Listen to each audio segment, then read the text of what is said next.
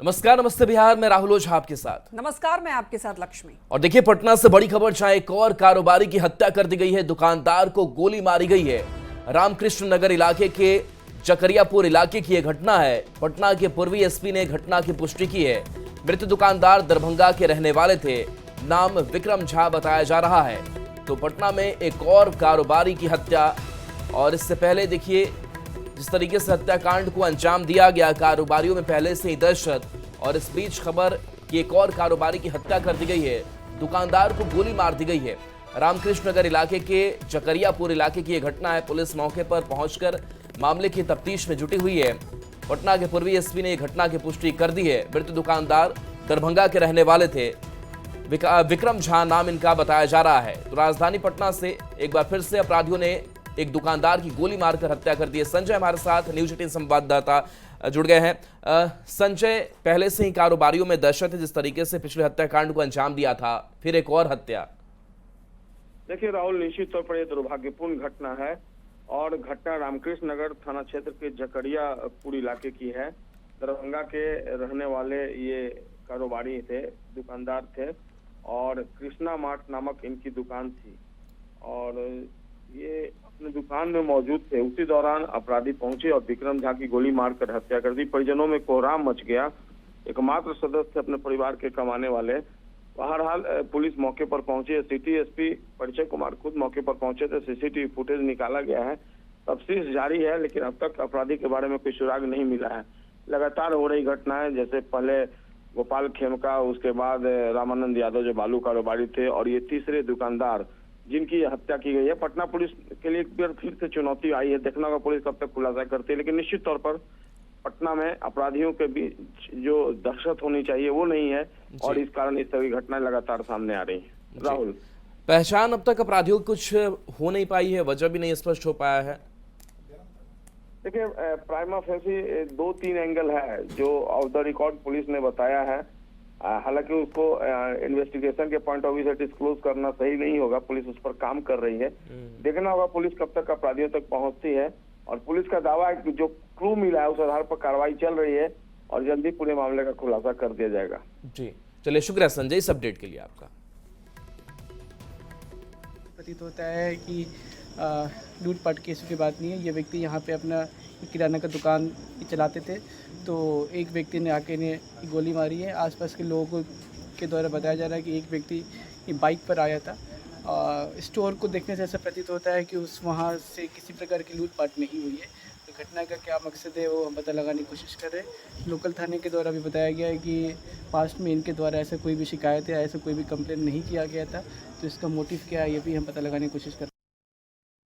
बिहार में सामाजिक सुरक्षा पेंशन योजना की बढ़ी हुई राशि 1 करोड़ 11 लाख लाभार्थियों के खाते में ट्रांसफर हो गई। और देखिए, चुनाव से पहले लाभुकों के खाते में ये बढ़ी हुई रकम नीतीश कुमार का मास्टर स्ट्रोक माना जा रहा है। जिनके खाते में पैसे पहुंचे हैं उनकी खुशी का ठिकाना नहीं है, लेकिन नीतीश की इस सौगात पर सियासत तेज हो गई। 400 से कुछ होत ना रहे, अपना मन से वो 1100 बढ़ा दिलन। ऐसे हम धन्यवाद देनी, आशीर्वाद देनी।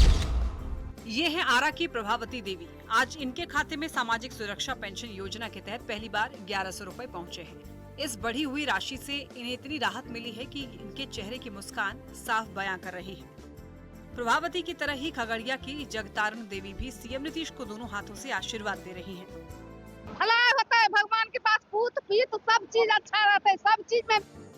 पूरे राज्य में इनकी तरह 1 करोड़ 11 लाख से भी ज्यादा बुजुर्गों, दिव्यांगों और विधवा महिलाओं को आज सीएम नीतीश ने डीबीटी के जरिए तोहफा दिया।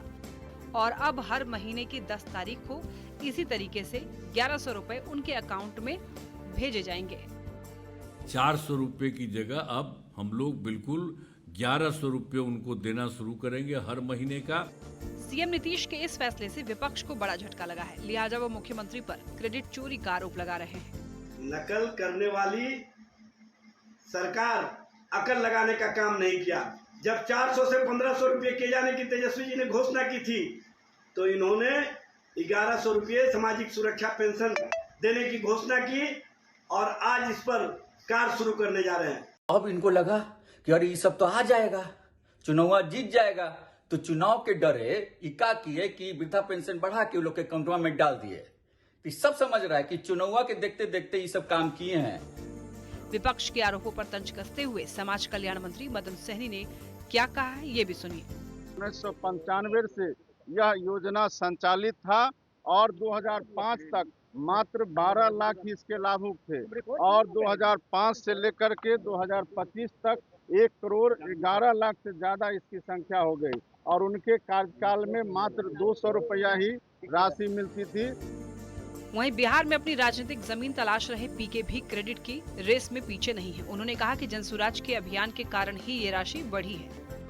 जो 400 रुपए का भीख मिल रहा था उसको बढ़ाकर 1100 रुपए किया जा रहा है, ये खुशी की बात है और सरकार को उसके लिए धन्यवाद दे रहे हैं। लेकिन साथ में ये भी बता रहे हैं कि छठ के बाद 1100 से काम नहीं चलेगा, हम लोग को 2000 रुपया चाहिए। राजनीतिक जानकारों का ये मानना है कि 1 करोड़ 11 लाख से भी ज्यादा वोटर्स के खाते में पेंशन की राशि जाने से सीएम नीतीश को चुनाव में निश्चित ही लाभ मिलेगा।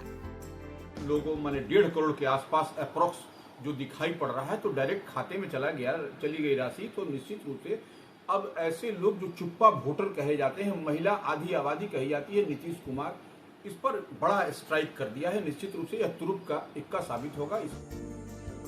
चुनाव नजदीक है तो सरकार के हर फैसले को सियासी नजर से देखा जाएगा, पर सियासत से इतर बिहार की 1 करोड़ 11 लाख जनता सीएम नीतीश के इस फैसले से फूले नहीं समा रही है। पटना से संवाददाता रवि एस नारायण के साथ ब्यूरो रिपोर्ट।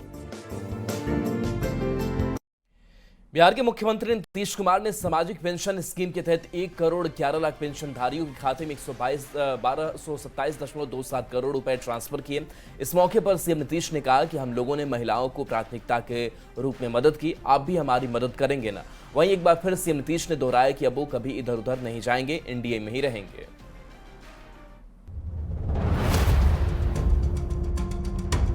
400 रुपए की जगह अब हम लोग बिल्कुल 1100 रुपये उनको देना शुरू करेंगे हर महीने का।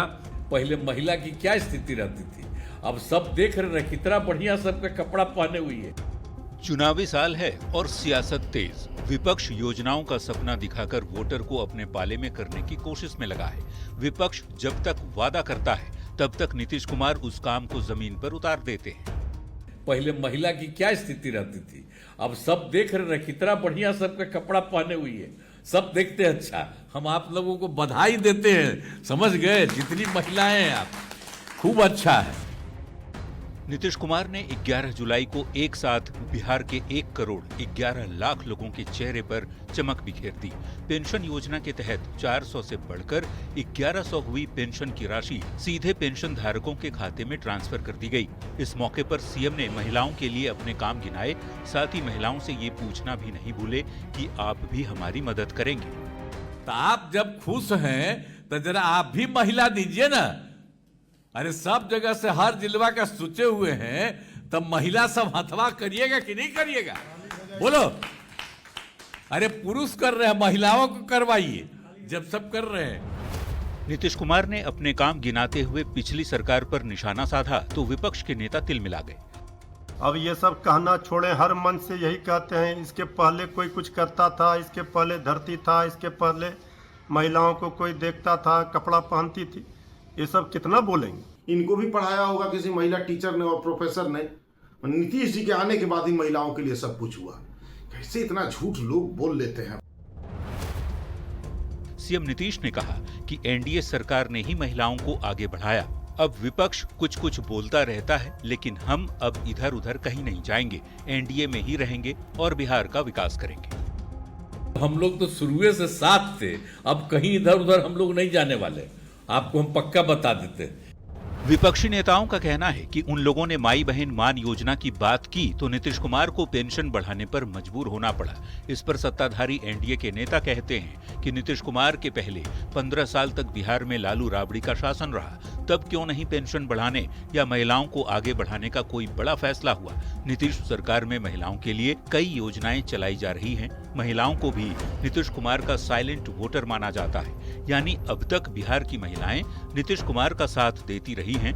पेंशन योजना के जरिए 1 करोड़ 11 लाख लोगों को लाभ मिला है। इसका समर्थन किसे मिलता है, ये तो चुनाव के नतीजे ही बताएंगे। न्यूज़ 18 के लिए पटना से संवाददाता रवि एस नारायण के साथ ब्यूरो रिपोर्ट।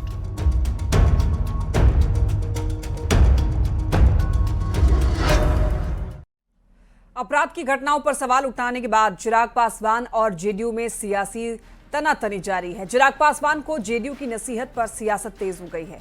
एलजेपी-आरवी सांसद अरुण भारती ने जेडीयू पर पलटवार किया है।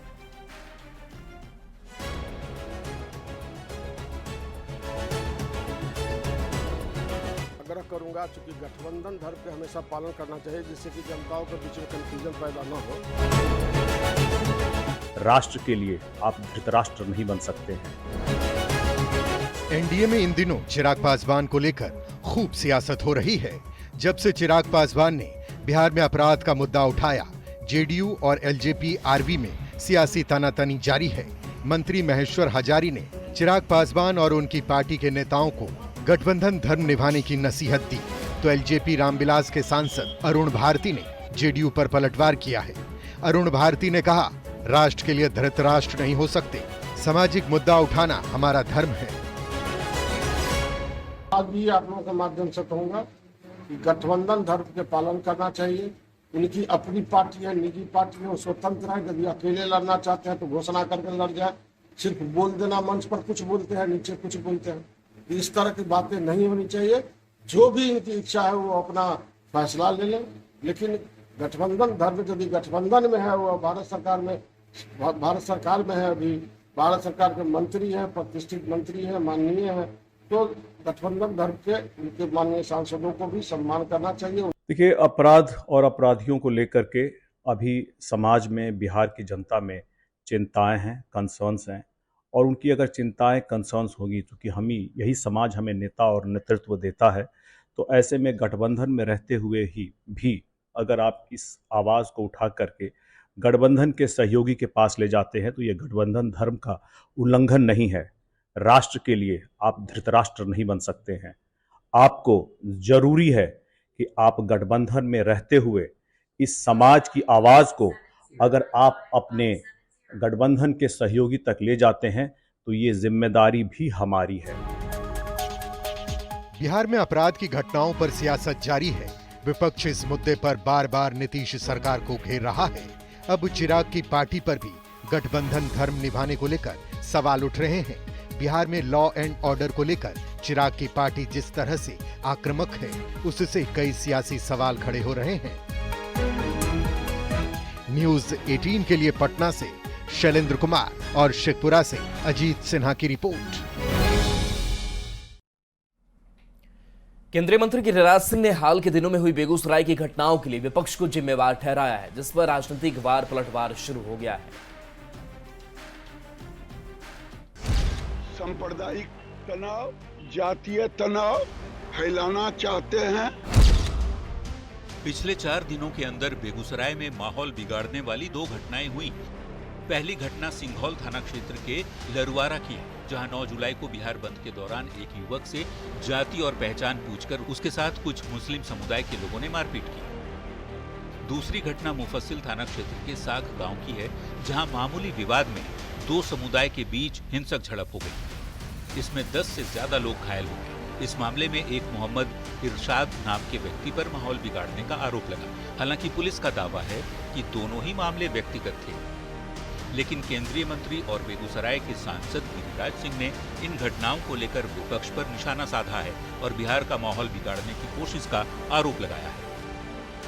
कि तेजस्वी यादव, राहुल गांधी पटना आए थे बिहार में, ये पूरे बिहार को सांप्रदायिक तनाव, जातीय तनाव फैलाना चाहते हैं और मुख्यमंत्री को गाली देना, यही 2 काम बच गया है। गिरिराज सिंह के आरोप पर वार पलटवार शुरू हो गया है। अब सरकार से बिहार नहीं संभल रहा है तो हर चीज के लिए दोष विपक्ष को दे रहे हैं। इंडिया गठबंधन के नेताओं ने कहा कि हिंदू मुस्लिम के नाम पर माहौल बिगाड़ने के लिए गिरिराज सिंह अकेले ही काफी। अगर बेगूसराय को देखें तो वो व्यक्ति ही काफी है अकेले सामाजिक सौहार्द बिगाड़ने का और धार्मिक सौहार्द बिगाड़ने का। तो एनडीए के नेताओं ने विपक्ष पर निशाना साधा है। बिहार में पहले आदरणीय लालू प्रसाद जी और कांग्रेस पार्टी की जब सरकार थी तो बिहार में जातीय नरसंहार, हिंदू मुस्लिम झगड़ा करवाकर अपना राजनीतिक दुकानदारी चलाते थे। सवाल है कि क्या चुनाव की वजह से बिहार में माहौल बिगाड़ने की कोशिश हो रही है? न्यूज 18 के लिए बेगूसराय से संतोष और पटना से शैलेंद्र के साथ ब्यूरो रिपोर्ट। पटना के ज्ञान भवन में स्वास्थ्य मेले में एलोपैथिक, होम्योपैथिक, आयुर्वेदिक और यूनानी पद्धति से इलाज का पूरा डेमो और तकनीक की भी जानकारी दी जा रही है और बड़ी संख्या में लोग जो है चेकअप करवाने के लिए यहां पर पहुंच रहे हैं। सबसे ज्यादा लोग आयुर्वेदिक पंचकर्म पद्धति को देखने और इस पद्धति से इलाज करवाने के लिए यहां डेमो देखने के लिए पहुंच रहे हैं। स्वास्थ्य मंत्री मंगल पांडे ने भी इस पद्धति से डेमो का जायजा लेने के लिए पहुंचे हैं और कहा है कि ये काफी कारगर है। पटना के ज्ञान भवन में स्वास्थ्य मेले का आयोजन किया गया है और स्वास्थ्य मंत्री मंगल पांडे बारी बारी से सभी काउंटर का जायजा ले रहे हैं। लेकिन इस बीच जो देख सकते हैं कि आयुष की तरफ से जो पंचकर्म पद्धति है उसको यहाँ पर डेमो के जरिए दिखाने की कोशिश की गई है और आयुष के तमाम जो अधिकारी हैं और इसके साथ साथ जो स्वास्थ्य कर्मी हैं यहाँ देख सकते हैं किस प्रकार से पंचकर्म पद्धति दिखा रहे हैं और लोगों को जानकारी दे रहे हैं, क्योंकि आयुष को अब सशक्त बनाना है और लगातार स्वास्थ्य विभाग इस ओर पहल भी कर रहा है। तो बदलते बिहार, बढ़ते बिहार और स्वस्थ बिहार की परिकल्पना लेकर देख सकते हैं कि स्वास्थ्य मंत्री लगातार इस आयोजन में भागीदारी कर रहे हैं। क्या लग रहा है कि एक स्वास्थ्य मेले का आयोजन करना और इतनी चीजों को समेट कर बिहार के बीच दिखाना? ये पूरे स्वास्थ्य विभाग की जो टीम है समेकित रूप से काम कर रही है और सभी प्रकार की जो विद्याएं हैं उन सभी विद्याओं के माध्यम से लोगों को यहाँ सेवा दी जा रही है। उन्हीं विद्याओं में से एक आयुष विद्या भी है, आयुर्वेद की विद्या है और उसी में पंचकर्म आता है।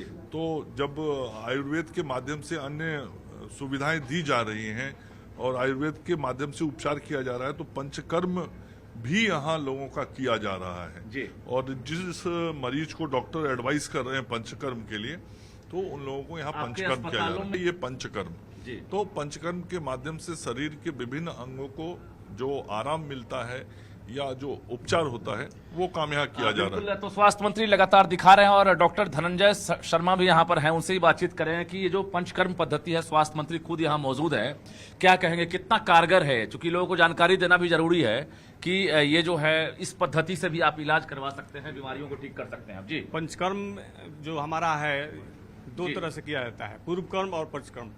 तो जितने मरीज हैं हमारे, जैसे ये जो कर्म हो रहा है शिरोधारा कर्म हो रहा है, मस्तिष्क से ब्लड प्रेशर से संबंधित है तो उस पर हम लोग करते हैं, स्नेहन भी करते हैं, स्वेदन भी करते हैं। बताइए जरा। तो ये जैसे इन मरीज को जैसे माइग्रेन है, माइग्रेन में हम लोग क्या करते हैं कि शिरोधारा से इनको ट्रीटमेंट देते हैं और इनको काफी फायदा होता है। मरीजों क्या फायदा मिलेगा ये डॉक्टर ही बता रहे हैं और डेमो के जरिए आपको बता रहे हैं कि देखिए पंचकर्म पद्धति है, कोई साइड इफेक्ट नहीं होता है और अगर किसी प्रकार की गंभीर बीमारी है, पुरानी बीमारी है, जटिल रोग है तो कहीं ना कहीं पंचकर्म पद्धति के जरिए उसे ठीक करने की कोशिश की जाती है और बिहार के आयुर्वेदिक अस्पताल में इसकी व्यवस्था भी है। तो कहीं ना कहीं इस मेले में ये चीज बताने को मिल रही है। कैमरामैन दीपक के साथ रजनीश कुमार, न्यूज 18 पटना। निगरानी अन्वेषण ब्यूरो इन दिनों एक्शन मूड में है, चाहे ट्रैप केस हो या भ्रष्ट लोक सेवकों के ठिकाने पर छापेमारी की कार्रवाई। दोनों ही केस में निगरानी अन्वेषण ब्यूरो ताबड़तोड़ कार्रवाई कर रही है, वो भी कैलेंडर बनाकर। जब से जितेंद्र सिंह गंगवार ने निगरानी में बतौर डीजीपी पदभार ग्रहण किया है तब से निगरानी की कार्यशैली बदल गई है। निगरानी विभाग अब कैलेंडर बनाकर भ्रष्ट लोक सेवकों के विरुद्ध न सिर्फ कार्रवाई कर रही है बल्कि भ्रष्टाचार की गंगोत्री में गोता लगाने वाले सरकारी बाबुओं की आय से अधिक अर्जित की गई संपत्ति को भी जब्त कर रही है। इस बात की जानकारी खुद इस विभाग के डीजीपी जितेंद्र सिंह गंगवार ने दी है। एक कार्रवाई में 2 से 3 दिन लग जाते हैं। इस प्रकार से आप देखेंगे तो लगातार हमारी कैलेंडर ऑफ एक्टिविटी है वो भरी हुई है और कोई भी दिन ऐसा नहीं है जिस दिन हम लोग कोई ना कोई कार्रवाई प्लान नहीं कर रहे हों या एग्जीक्यूट नहीं कर रहे हों या हमको सक्सेस नहीं मिल रही। देखिए, जैसे ही हम लोगों का कोई महीना शुरू होता है तो लगातार हम लोग उस महीने की एक्टिविटी को प्लान कर लेते हैं और उसके बाद में हर हफ्ते की एक्टिविटी को भी प्लान किया जाता है।